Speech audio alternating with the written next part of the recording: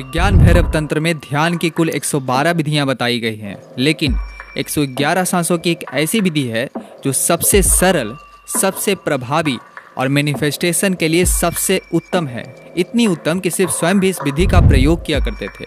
111 सांसों की इस विधि का वर्णन करते हुए सिर्फ कहते हैं, स्वसा स्वसा योगेर गति विरोधेषु अंतर भैरवी स्थिति, यानी श्वास और प्रश्वास की गति के रुकने के बीच में भैरवी की स्थिति का अनुभव होता है। मतलब जब हम सांस लेते हैं यानी श्वास और जब छोड़ते हैं यानी प्रश्वास, तो दोनों के बीच एक छोटा सा विराम होता है। इस विराम में एक गहन और दिव्य स्थिति का अनुभव किया जा सकता है, जिसे भैरवी स्थिति कहा जाता है। तो बने रहिए मेरे साथ इस वीडियो के अंत तक। आज मैं आपसे विज्ञान भैरव तंत्र में मौजूद 3 स्टेप ब्रीदिंग की एक ऐसी गुप्त और मूल्यवान विद्या साझा करने वाला हूँ जो आपको देवतुल्य बना देगी। हालांकि जीवन और श्वास को अक्सर एक ही माना जाता है, क्योंकि ये जीवन के साथ आती है और मृत्यु के पश्चात चली जाती है, क्योंकि ये सांसें ही हैं जो चेतना और जीवन के अलग अलग रूपों को साकार करती है, चाहे वो पशु हो, मानव हो या देवता। जब सांसों में बदलाव आता है तो उसके अनुसार व्यक्ति का जीवन और चेतना भी बदल जाता है। जहाँ एक निम्न स्तर की सांस मानव को पशु बनाने में सक्षम है, वहीं एक उच्च स्तर की सांस पुरुष में दिव्यता भी जगा सकती है। जहाँ सांसें जितनी भारी और निम्न स्तर की होती है, वहाँ जीवन उतना ही बुरा और निम्न स्तर का होता है। वहीं जब सांसें हल्की और उच्च स्तर की होती है तो उसका जीवन भी उच्च स्तर का होता है। मानव इन दोनों के मध्य में आता है। यदि वो अपने सांसों को गिरा ले तो उसका जीवन नर्क हो जाता है। वह अगले जन्म में निम्न गति को प्राप्त होता है। वहीं अगर उठा ले तो फलस्वरूप उसकी चेतना देवतुल्य बन जाती है। और यही वह बिंदु है जहाँ मैनिफेस्टेशन यानी भौतिक जगत में अपने विचारों को साकार करना संभव है। तो अब सवाल उठता है कि ऐसा कौन सा तरीका है, ऐसी कौन सी विधि है जिससे हम भी उच्च गति को प्राप्त हो सकते हैं। तो भैरवी विज्ञान तंत्र में शिव 111 सांसों की एक ऐसी विधि बताते हैं जिसका प्रयोग वो स्वयं भी किया करते थे, जिसे सोहम विद्या कहा जाता है। यह सोहम विद्या सांसों की एक ऐसी विशेष लय, सांसों की एक ऐसी तरंग पर केंद्रित है जिसका अभ्यास यदि दिन में सिर्फ 111 बार भी किया जाए तो सिर्फ कुछ ही दिनों में यह मानव की चेतना को भयंकर रूप से बदल देती है। जाहिर सी बात है कि इस बढ़ी हुई चेतना से कोई कुछ भी प्राप्त कर सकता है। सोहम विद्या का प्राचीन इतिहास आज से लगभग 3.5 से 4 हजार साल पुराना है, जिसका प्रमाण हिंदू पौराणिक ग्रंथों जैसे वेदों और उपनिषदों में उल्लेखित है। जैसे अद्वैत वेदांत कहता है, अहम ब्रह्मास्मि, यानी व्यक्ति की आत्मा और सर्वव्यापी चेतना एक ही है। इसे जानने की सबसे सरल प्रक्रिया का नाम सोहम विद्या है।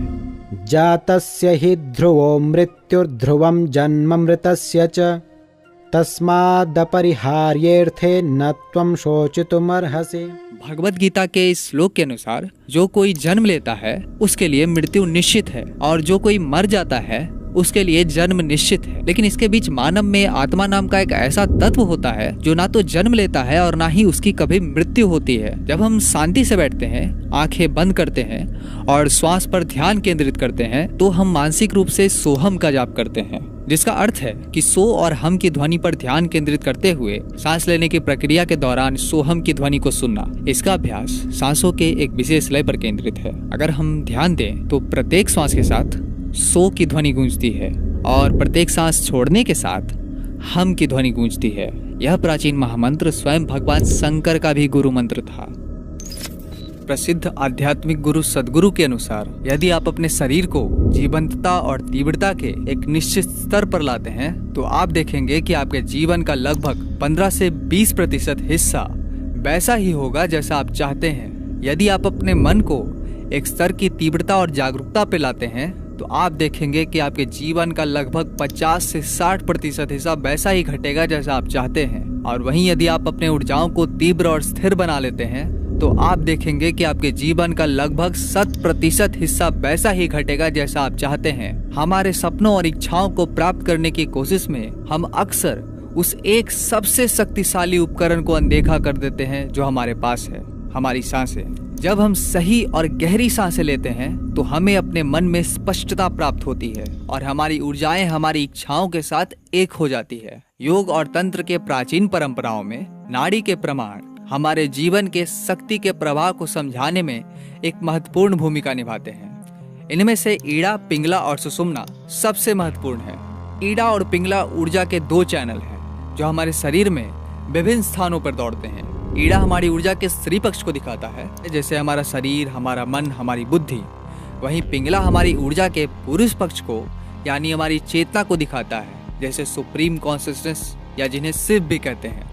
और जब शिव और शक्ति एक हो जाती है यानी ईड़ा और पिंगला नाड़ी सुषुम्ना में स्थित हो जाती है तो केवल तभी मुक्ति या जिसे मैनिफेस्टेशन कहते हैं वह संभव है। ईड़ा और पिंगला को सुषुम्ना में स्थिर करने का एक उपाय है जिसे 3 स्टेप ब्रीदिंग या फिर 111 सांसों का रहस्य कहा जाता है।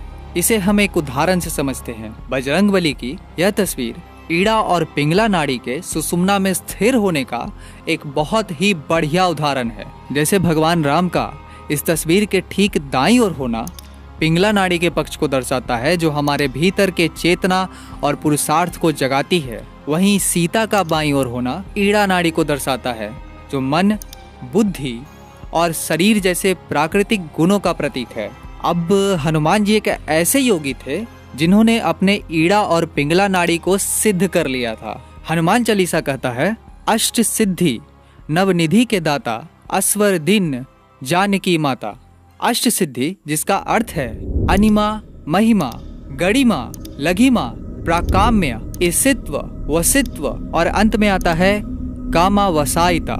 ये 8 की 8 सिद्धियां बजरंगबली के पास थी, जिसमें अणिमा का अर्थ होता है अपने शरीर को एक अणु के जितना छोटा कर लेना। महिमा मतलब अपने शरीर को विशाल कर लेना। गरिमा भारी होने की शक्ति है। लघिमा हल्का होने की। प्राकाम में किसी भी चीज को प्राप्त करने की शक्ति है। ईसित्व सृजन करने की शक्ति। वसित्व सभी चीजों को अपने बस में करने की शक्ति है। और आखिर में आता है कामावसायिता यानी किसी भी इच्छा को पूरी करने की शक्ति। अगर आप ध्यान से देखें तो ये सारी की सारी सिद्धियां मैनिफेस्टेशन से जुड़ी हुई हैं। इन 8 सिद्धियों में से कुछ सिद्धियां जैसे अपनी इच्छा को पूरी करने की शक्ति या फिर सभी को अपने बस में करने की शक्ति ईड़ा और पिंगला नाड़ी को सुषुम्ना नाड़ी में व्यवस्थित करने से मिल सकती है। लेकिन सबसे पहले हमें ईड़ा, पिंगला और सुषुम्ना नाड़ी को गहराई से समझना होगा। ईड़ा नाड़ी। ईड़ा नाड़ी बाएं नथुने से जुड़ी होती है। इसे चंद्र नाड़ी भी कहा जाता है। यह नाड़ी ठंडक और शीतलता से संबंधित होती है और मानसिक शांति प्रदान करने में इसकी महत्वपूर्ण भूमिका है। पिंगला नाड़ी। पिंगला नाड़ी दाएं नथुने से जुड़ी होती है और इसे सूर्य नाड़ी भी कहा जाता है। यह नाड़ी गर्मी, ऊर्जा और सक्रियता से संबंधित है। सुषुम्ना नाड़ी। सुषुम्ना नाड़ी रीढ़ के हड्डी के मध्य में स्थित होती है और यह दोनों नाड़ियों को संतुलित करने और उच्च चेतना के लिए महत्वपूर्ण है। यह नाड़ी कुंडलिनी जागरण में प्रमुख भूमिका निभाती है। सुषुम्ना नाड़ी को सक्रिय करने का सबसे सरल तरीका है नाभि तक सांस भरना।